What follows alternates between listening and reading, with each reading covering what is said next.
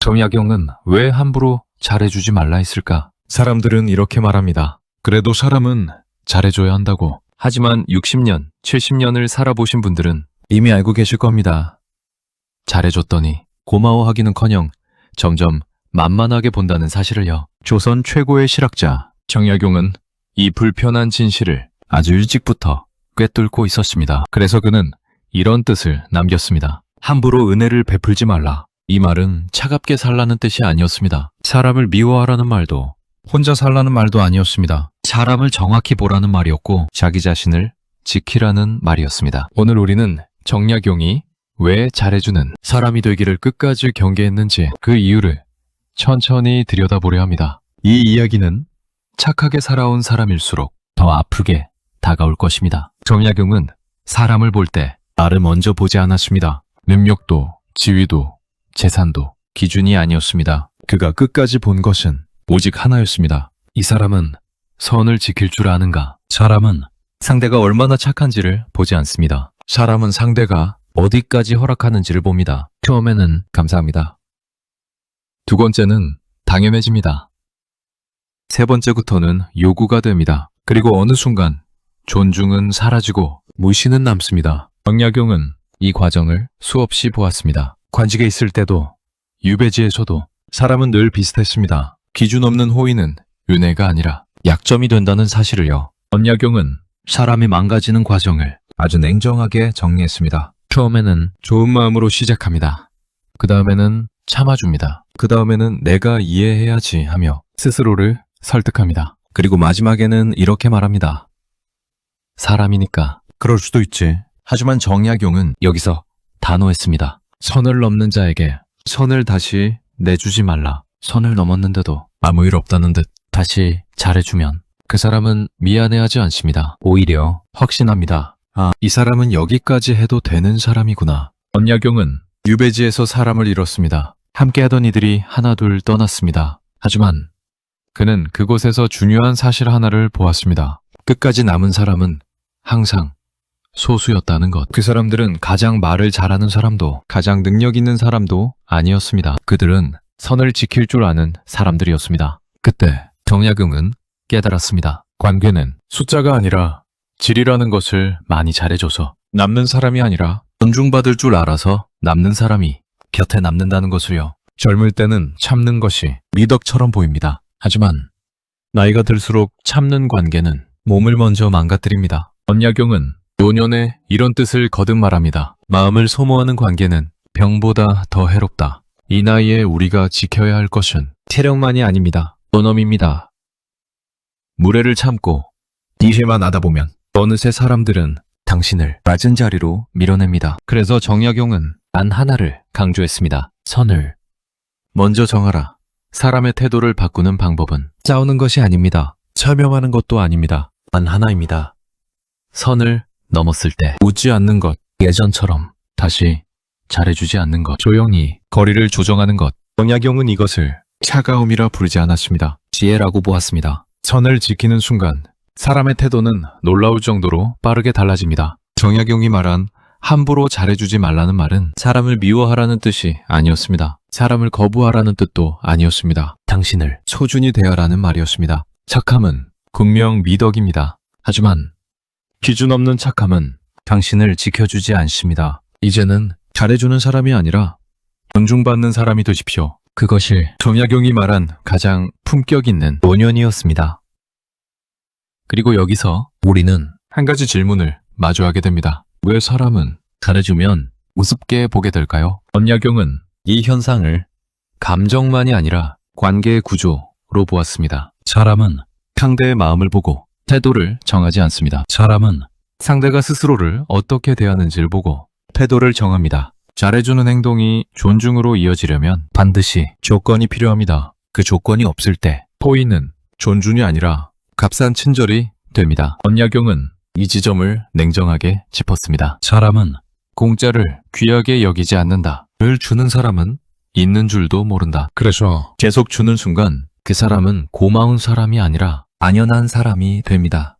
여기서부터 관계는 조용히 무너집니다. 사람의 마음에는 아주 본능적인 계산이 숨어 있습니다. 이 사람은 나에게 어디까지 허락하는가? 이 사람은 불편함을 감수하면서도 계속 웃는가? 이 사람은 선을 넘어도 아무 말 하지 않는가? 이 질문에 모두 그렇다가 되는 순간 사람의 태도는 바로 달라집니다. 원약용은 이걸 사람의 악함이라고 단정하지 않았습니다. 사람의 본성이라고 보았습니다. 그래서 그는 사람을 바꾸려 하지 말고 자기 기준을 세우라고 했습니다. 그렇다면 존중받는 사람들은 무엇이 다를까요? 그들은 말을 세게 하지 않습니다. 화를 자주 내지도 않습니다. 하지만 한 가지는 분명합니다. 선을 넘었을 때 태도가 즉시 달라집니다. 존중받는 사람들은 이렇게 말하지 않습니다.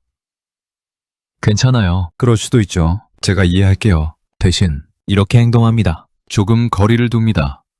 말을 줄입니다. 예전처럼 쉽게 웃어주지 않습니다. 그리고 그 이유를 길게 설명하지도 않습니다. 언약용은 이 태도를 위험이라 설명했습니다. 소리를 높이지 않아도, 사람을 멀리하지 않아도 선을 건드리면 관계가 달라진다는 신호를 분명히 주는 것. 이게 바로 존중의 출발점입니다. 시니어가 될수록 이 태도는 더 중요해집니다. 젊을 때는 사람을 잃는 것이 두렵습니다. 하지만 나이가 들수록 사람을 잘못 곁에 두는 것이 더 큰 손해가 됩니다. 권약용은 노년에 이 사실을 뼈아프게 깨달았습니다. 사람을 많이 두는 것이 행복이 아니라 마음을 다치지 않게 하는 관계가 행복이라는 것을요. 그래서 그는 관계를 넓히기보다 정리하는 쪽을 택했습니다. 선을 지키지 못하는 관계는 자기 삶을 갉아먹는다고 보았습니다. 그렇다면 사람이 즉시 예의를 차리게 만드는 구체적인 행동은 무엇일까요? 첫째, 부탁을 쉽게 들어주지 않는 것입니다. 모든 부탁에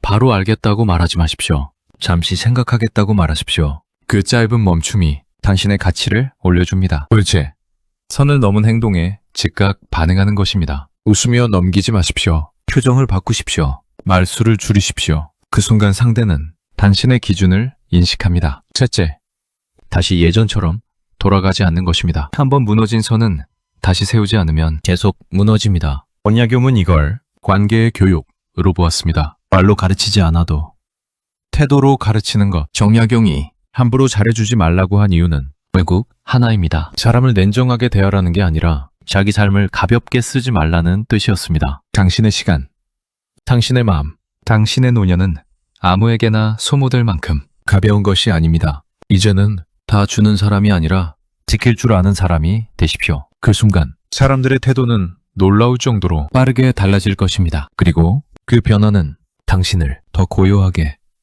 더 존엄하게 만들어줄 것입니다. 이것이 정약용이 말한 사람 위에 서는 법이 아니라 사람답게 서는 법이었습니다. 하지만 여기서 끝이 아닙니다. 정약용이 말한 사람답게 서는 법은 태도에서 끝나지 않습니다. 그 태도를 지속하는 힘까지 포함합니다. 왜냐하면 선을 세우는 건 한 번이면 되지만 선을 지키는 건 매일의 싸움이기 때문입니다. 특히 시니어가 되면 이 싸움은 더 어렵습니다. 오래 살아온 만큼 정도 많고 인연도 많고 그래도 내가 참아야지 라는 습관이 몸에 배어있기 때문입니다. 하지만 정약용은 이 습관을 가장 위험한 함정이라 보았습니다. 참는 사람은 어느 날 갑자기 폭발합니다. 그리고 그 순간 관계는 회복이 아니라 파괴로 끝납니다. 그래서 정약용은 폭발하지 말고 처음부터 기준을 세우라고 했습니다. 선을 세우는 사람은 화를 덜 냅니다. 선을 세우는 사람은 사람을 덜 미워합니다. 선을 세우는 사람은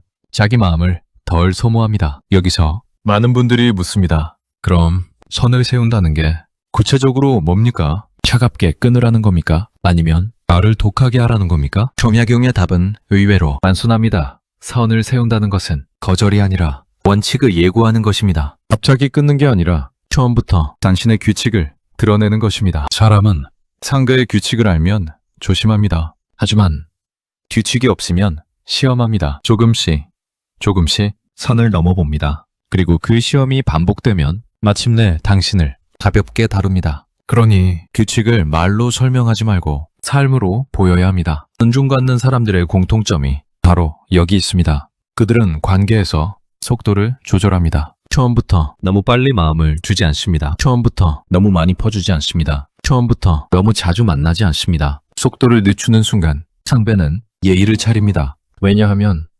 사람은 희소한 것에 긴장하기 때문입니다. 언약용은 사람의 마음이 익숙함에 무너진다고 봤습니다. 가까워질수록 경계가 풀리고 경계가 풀릴수록 말이 가벼워지고 말이 가벼워질수록 태도도 가벼워집니다. 그래서 가까워질수록 오히려 더 예의를 세워야 한다고 했습니다. 그리고 시니어가 되면 반드시 기억해야 할 것이 있습니다. 사람들은 당신의 선함을 좋아하는 게 아닙니다. 당신의 편리함을 좋아할 수 있습니다. 이 말이 불편해도 진실입니다.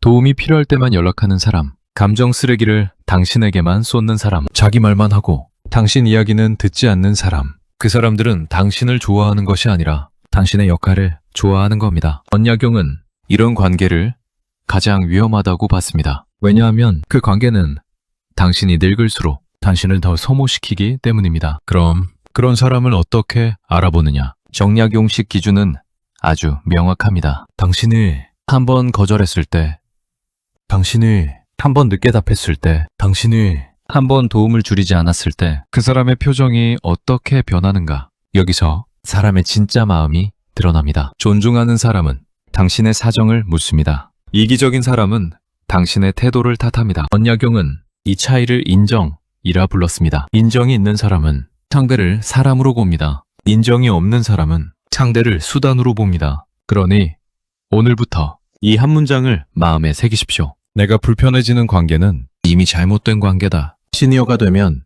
관계는 즐거움이어야 합니다. 관계는 휴식이어야 합니다. 관계는 마음을 살려야 합니다. 그런데 만날수록 피곤하고 전화만 와도 한숨이 나오고 약속이 잡히면 몸이 먼저 아프다면 그건 사람이 아니라 관계가 당신을 잡아먹고 있는 겁니다. 정약용이 말한 삶의 품격은 거창한 것이 아니었습니다. 누구를 이기는 것도 아니었습니다. 그가 말한 품격은 단 하나였습니다. 내 마음을 허투루 쓰지 않는 것, 내 시간을 아무에게나 내주지 않는 것, 내 존엄을 하찮게 만들지 않는 것. 마지막으로 정약용이 남긴 메시지를 오늘식으로 바꾸면 이렇습니다. 착하게 살되, 만만하게 살지 마라. 도와주되, 끌려다니지 마라. 사람을 품되, 나를 잃지 마라. 당신이 선을 세우는 순간 당신은 외로워지는 게 아닙니다. 당신은 쓸모로만 남던 삶에서 존중으로 사는 삶으로 옮겨가는 것입니다. 그 변화가 바로 노년의 품격을 만듭니다. 그리고 이 지점에서 가장 불편한 진실 하나를 마주해야 합니다. 가장 가까운 사람이 가장 먼저 무례해진다는 사실입니다. 언약용은 이 현상을 아주 정확히 보았습니다. 사람은 멀리 있는 사람에게는 예의를 씁니다. 하지만 늘 곁에 있는 사람에게는 예의를 풀어버립니다. 왜냐하면 그 사람은 어디 가지 않을 거라 믿기 때문입니다. 언약용은 이 믿음을 가장 위험한 착각이라 했습니다. 가족이니까, 오래된 인연이니까, 내가 더 잘 아니까 이 말들이 쌓이는 순간 존중은 사라집니다. 말은 짧아지고 표정은 거칠어지고 부탁은 명령이 됩니다. 그리고 어느 날 당신은 이런 말을 듣게 됩니다. 그 정도도 못해줘? 왜 그렇게 예민해? 원래 그런 사람이잖아. 언약용은 이 말을 관계가 무너질 때 반드시 등장하는 경고 신호로 봤습니다. 여기서 많은 시니어들이 다시 참습니다. 가족이니까, 오래 봐야 하니까, 지금 와서 틀어질 수는 없으니까. 하지만 정약용은 이 참음을 지혜라 부르지 않았습니다. 비겁한 평화라고 불렀습니다. 겉은 조용하지만 속은 썩어 들어가는 평화. 참을수록 상대는 당신을 더 낮은 자리로 옮겨놓습니다. 그리고 그 자리는 다시 올라오기 몹시 어렵습니다. 정약용이 노년에 가장 많이 한 말 중 하나가 이것입니다. 가까울수록 더 엄격해야 한다. 사랑이 있어서가 아니라 존엄을 지키기 위해서입니다. 가까운 사람에게 선을 세우지 못하면 그 사람은 당신을 사랑하는 존재가 아니라 당신을 사용하는 존재로 변해갑니다. 그럼 어떻게 해야 할까요? 싸워야 할까요? 관계를 끊어야 할까요? 정약용의 방식은 둘 다 아닙니다. 그는 태도 조정을 말했습니다. 말을 줄이고 반응을 늦추고 예전만큼 에너지를 쓰지 않는 것, 특히 무례한 말이 나왔을 때 즉시 이렇게 하라고 했습니다. 웃지 말 것, 변명하지 말 것, 설명하지 말 것, 그저 잠시 침묵할 것. 그 침묵은 상대를 벌주는 게 아니라 선을 다시 세우는 행동입니다. 사람은 말보다 공기를 읽습니다. 분위기가 바뀌면 태도가 바뀝니다. 여기서 한 가지 중요한 점이 있습니다. 이 태도는 한 번으로 끝나지 않습니다. 2번, 3번 같은 방식으로 반복되어야 합니다. 그래야 상대는 깨닫습니다. 아, 이 사람은 예전처럼 넘어가 주지 않는구나. 그때부터 사람은 말을 고르고 표정을 관리하고 다시 예의를 씁니다. 존중은 요구해서 얻는 것이 아니라 지켜서 회복하는 것입니다. 언약용은 이렇게 말했습니다. 사람은 자기보다 강한 사람에게 예의를 차리는 게 아니라 자기 기준이 분명한 사람에게 예의를 차린다. 나이가 들수록 힘은 줄어듭니다. 하지만 기준은 더 단단해질 수 있습니다. 그 기준이 당신을 지켜줍니다. 마지막으로 이 말을 꼭 남기고 싶습니다. 당신이 선을 세우기 시작하면 몇 사람은 멀어질 것입니다. 그건 실패가 아닙니다. 정리입니다. 언약용은 이걸 상실이라 부르지 않았습니다. 정돈이라 불렀습니다. 필요 없는 인연이 정리된 자리에는 고요가 옵니다. 그 고요 속에서 당신은 비로소 편안해집니다. 그리고 그 편안함이 노년의 진짜 사치입니다. 이제 언약용의 이야기는 마지막 문턱에 다다릅니다. 여기까지 들으셨다면 이미 마음속에 정리가 시작됐을 겁니다. 그래서 이제는 피할 수 없는 질문을 꺼내야 합니다. 노년에 반드시 끊어야 할 관계는 무엇인가? 언약용은 관계를 끊는 일을 안인함으로 보지 않았습니다. 오히려 살기 위해 필요한 결단으로 보았습니다. 그가 말한 노년은 참는 시기가 아니라 덜어내는 시기였기 때문입니다. 첫 번째로 반드시 끊어야 할 관계는 당신을 죄책감으로 묶는 사람입니다. 늘 이렇게 말하는 사람입니다. 너만 믿었는데 그 정도도 못해줘? 가족인데 이 정도는 해야지. 이 사람들은 부탁을 하지 않습니다. 의무처럼 요구합니다. 언약용은 이 관계를 가장 위험하다고 봤습니다. 왜냐하면 이 관계는 당신이 착할수록 더 깊이 파고들기 때문입니다. 도와주지 않으면 나쁜 사람이 되고 도와주면 망연한 사람이 됩니다. 이 관계의 끝에는 감사도 존중도 없습니다. 남는 것은 소모된 마음과 뒤늦은 후회뿐입니다. 노년에는 누군가의 인생을 대신 책임질 시간도 힘도 없습니다. 이 관계는 끊는 게 아니라 내려놓는 것입니다. 두 번째로 끊어야 할 관계는 늘 당신을 깎아내리는 사람입니다. 대놓고 욕하지는 않습니다. 하지만 말끝에 항상 이런 말이 붙습니다. 너는 원래 그렇잖아. 그 나이에 뭘 더 바라니. 이 정도면 잘 사는 거지. 언약용은 이런 말을 기운을 훔치는 말이라 했습니다. 이 말들을 자주 듣다 보면 사람은 자기도 모르게 자기 자신을 낮게 평가하게 됩니다. 그리고 낮아진 자리는 곧 무례의 표적이 됩니다. 노년에는 당신의 위로해줄 사람이 필요합니다. 당신의 삶을 정리해주는 사람이 아니라 존중해주는 사람이 필요합니다. 계속 당신을 작게 만드는 관계는 이미 당신 편이 아닙니다. 세 번째로 반드시 끊어야 할 관계는 만날수록 피곤해지는 사람입니다. 약속을 잡으면 가기 전부터 한숨이 나오고 전화가 오면 마음이 먼저 무거워지는 사람. 언약용은 이 신호를 절대 무시하지 말라고 했습니다. 몸은 마음보다 정직하기 때문입니다. 만남이 기쁨이 아니라 소모가 되는 순간 그 관계는 이미 균형을 잃었습니다. 노년의 관계는 에너지를 주어야 합니다. 함께 있으면 조용해지고 마음이 느슨해지고 굳이 말하지 않아도 편안해지는 관계. 그게 아니라면 그 관계는 젊은 시절의 관성으로 남아있을 뿐입니다. 언약용은 이 세 가지 관계를 공통으로 묶어 이렇게 말했습니다. 마음을 다치게 하는 인연은 인연이 아니다. 노년에 사람이 줄어드는 것은 패배가 아닙니다. 정죄입니다.